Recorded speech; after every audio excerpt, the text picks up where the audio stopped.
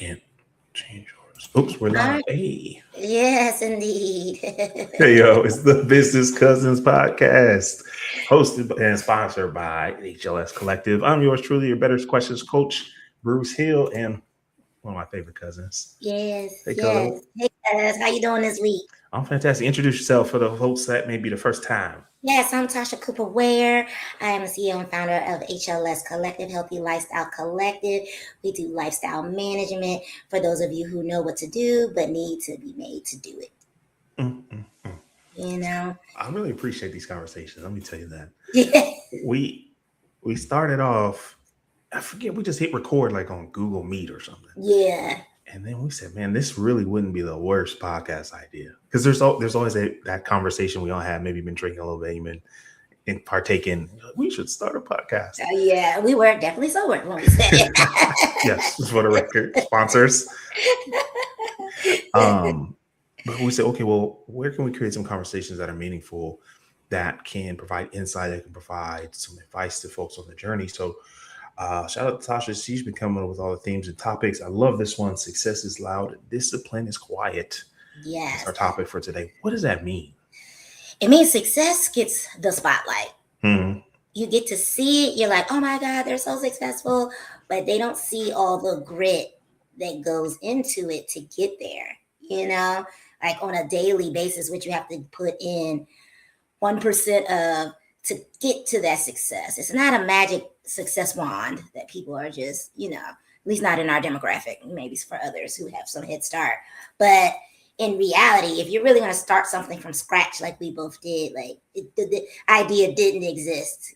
Yes, there are personal trainers, but there were no lifestyle management 6 years ago, to really bring it all together. And with Bruce's better question, something so simple that needed to be said and needed to be shared that could really change your life. But I don't think anybody sees, even today's podcast, like how much work goes in to like being ready. Is the mic right? What's the lighting doing? Those are the things that after a while, they will become second nature, but you gotta just do it. There's a lot to unpack. We will be here for 4 hours. Indeed. I will say personally, this is right on time for me. 1 second. Yes. Almost allergy season. Man. I made a bunch of calls last week. I called every incubator accelerator in the state of Georgia to create a sales program for them. And I was feeling really frustrated because, half the numbers were bad. The other 25% were wrong. Another 25% didn't answer. And I was like, man, I felt like this is the discipline is quiet part. You can't really brag about, I called 40 people and 30 of them couldn't even get connected, right? It's tough to brag about 75% fail rate. But today, someone called me back and he said, I got your message. I was on vacation. And he's telling me about he went to the islands in Barbados. We had a good old conversation. He's like, well, listen, Bruce, you seem like a real nice guy. He's like, I'm going to introduce you to the director of the program. I was like, yes. And so that's where the work you did yesterday, the results show up today. And I needed that reminder. I hope that helps somebody else. Absolutely. Similar story. I did what Bruce said because I read his book. And one of the things we took away from it was to just go back to go back to the people who already appreciated you. And if it's not them who want to sign up, maybe they can refer you to someone else. And I did exactly what he said. And I would say out of the 50 people I contacted, I scheduled 10 and 7 closed. Let's go. Yes, I didn't tell you. Taker. Yeah, I didn't tell you. I got 5 that closed last week, but it was interesting because consistency is what did it. These are the people that were consistent with me circa 2021, 2020, and then they stopped. So now, why did they stop? Because personal training is not, and wellness coaching is not always linear. There are some people who stay in it forever. And then there's others that they give themselves reasons, well, I got it. And then before you know it, they've gone the other direction again. So interesting. So, okay, so two things I want y'all to take away from that. If you fell off your success path, don't feel guilty. Let's help you get back on track. Reach out to Mm, HLScollective.com. Let's get you back on track, health and wellness, right? yep. So, two, it's okay to get some help, and which is parallel to the first one. You don't have to feel guilty for getting a little help. You don't have to feel guilty for getting a coach. It's to help prevent the detour. It's help prevent that lapse. You look up, it's been 6 months, it's been a year. It's helped to keep you on track. And so learn from the mistakes other people make. Yeah. I'm glad you called them and get back on track. That's so obvious. So coaches out here, it's the takeaway for you. Go call them back. Go call Don't them text back. them. Don't Yep. email them. Go call them. Although I did do text, I used a script. I use a sales script text Okay. to start because the times that I have to fit in with my time block are usually on the later side. Mhm. And so I'm like, okay, well, if I do it during this time slot, then that gives me time to respond and get to more people at once. And I schedule the call because Okay. that's the thing about personal training. It gets real personal real quick. Yes, please. Unless you have, no, I should say for the general population, do not try and book business through text. While it is possible, it's very transactional. Mm, Um, and you're right. I do both. I made calls today, made 25, mm, and everybody also got a text. mm, What I want to avoid is you seeing a text because you're afraid of rejection. You're afraid of mm. what they're going to say. Um, it both is good. And you're like, oh, I'm busy. Don't tell me you're too busy to make money. Don't tell me that. You're going to Mhm. piss me off. None of us are rich enough yet. Getting there, working on it. So, I mean, you're an outgoing person. You're friendly, but phone calls is aggravating. It can be a little boring even at times. How do you?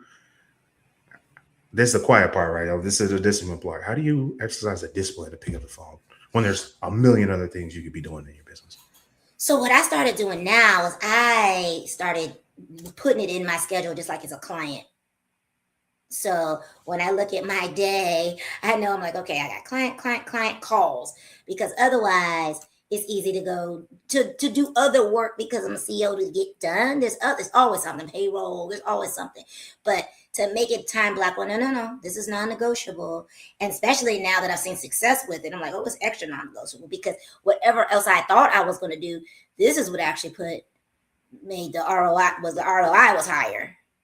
So Man, we need to change the name of this podcast to like gyms. So yes. first of all, you schedule it.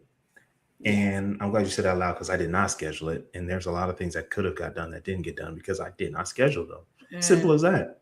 Mm-hmm. So I appreciate the reminder. And then what was the last thing you said about the ROI? I realized whatever else I was gonna do, or I would have been doing had I not scheduled it, the ROI is higher on actually doing the call and the text. Mm. For Who the was bottom that? line, based on what my goals are set for the month.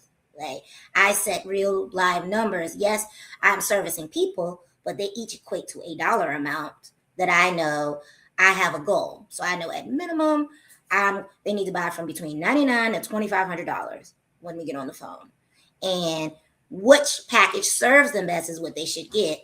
Of course, I know what they need, but Mhm. people got budgetary things. But at the end of the month, I know the numbers do work. I did it for corporate. It's like just like you said, if you do 40 calls Mhm. and you can schedule 10 and Mhm. you can have a high closing ratio, that's something that you can repeat. And that's where we start to build a business. Yes. Mm. That's where you start to build a business. And then if you really get down in it, you can set up your automation so the people who said no can still get information from you without being salesy. You can send them a tip of the day. There's lots of things you can do to keep nurturing the people that technically said no. Yes, I actually teach a workshop on that, and it's called drum roll, please.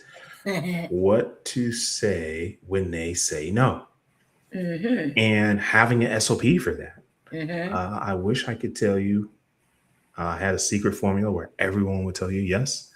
I might be too busy getting an extra mojito on a beach somewhere if that was the case. The Um, But there's a plan for when people say no. And most of the time, as long as they're the right person, Mhm. most of the time it really just means later. Yeah, that's what I found too. Most people, 10 out of 10, if training was free, they would sign up. Absolutely. Absolutely. It's just where do they see the value based on the way I present the product? Because no, I'm not coming to you, getting you out of bed, making you do your workout. Like that's not. I would, but that's a premium. It's That's a premium service. a premium service. You want me 5 days a week like the celebrities do? And I have a friend that is a celebrity, and there's still ways around it that it doesn't have to be done that way. Huh. So, you know, That's dope. um, but that's typically where the no comes is that what they think they want and how much it costs is not aligned. What do they say? Champagne tastes on a beer Oh, budget. oh yes. The one thing I get all the time is, oh, I just think I need someone in person. And I go, great. The in person price is, and they're like, and I'm like, or there's other solutions to said problem, pain point. Would you like to know the alternative answer? Okay, wait, let's go back. So I tell you, Natasha, I can't do this online stuff. I need somebody in person, and it's up here. My expectations are down here. It's up here. What kind of responses do you usually get? Oh, I definitely get. You mean after they tell me they have to do in person? Okay, so they tell you have to do in person. You tell them the in person investment. Mm-hmm. What do they say?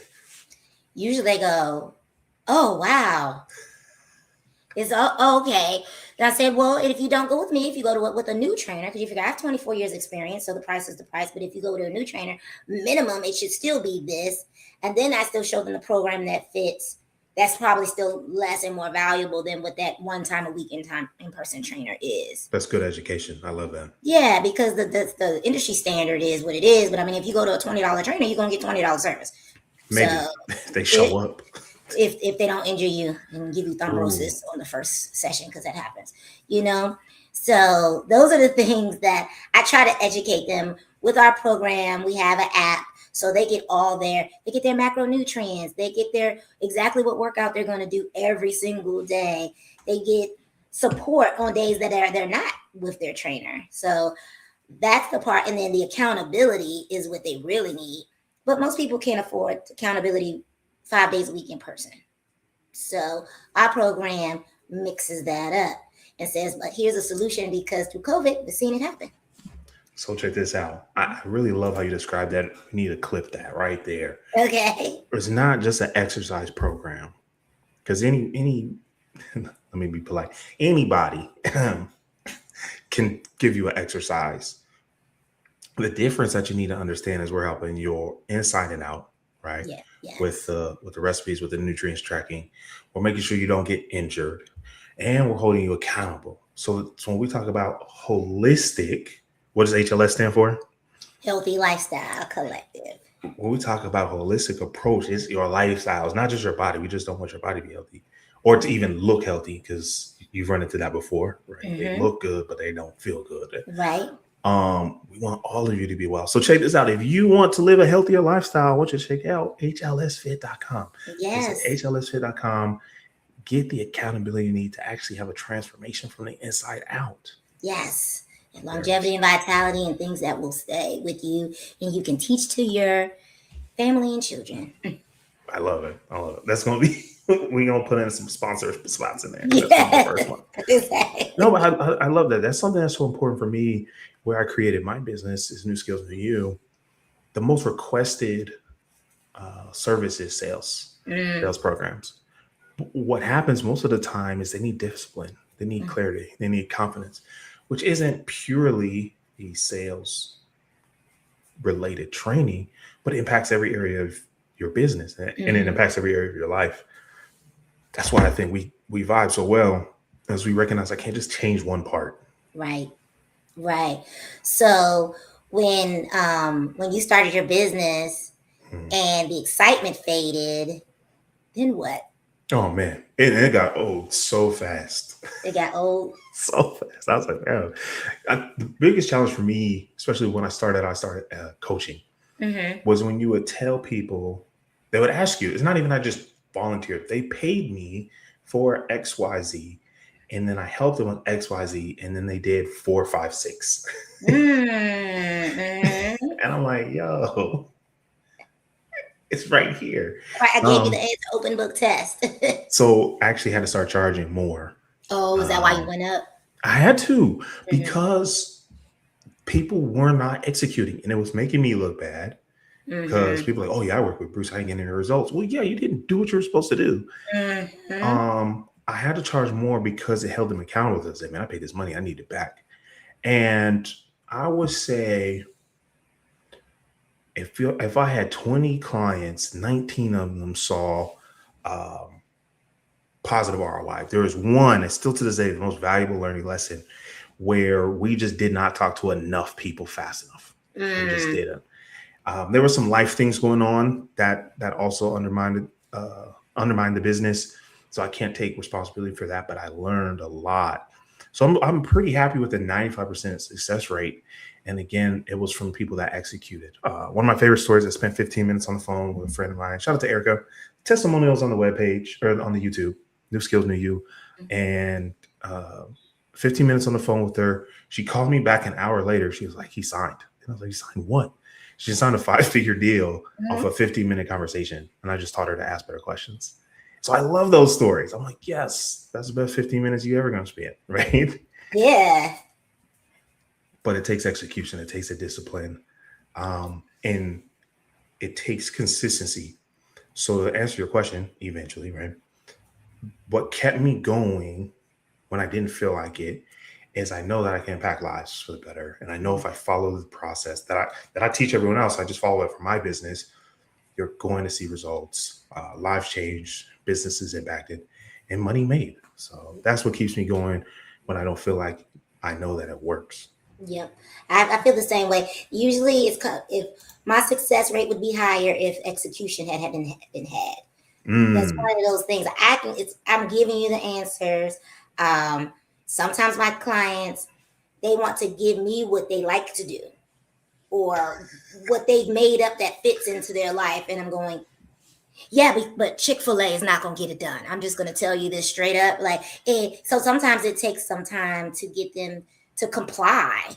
yeah, It's like, I just need you to comply to the answers. You came to me for the answers, yet you're still maneuvering like you're the expert.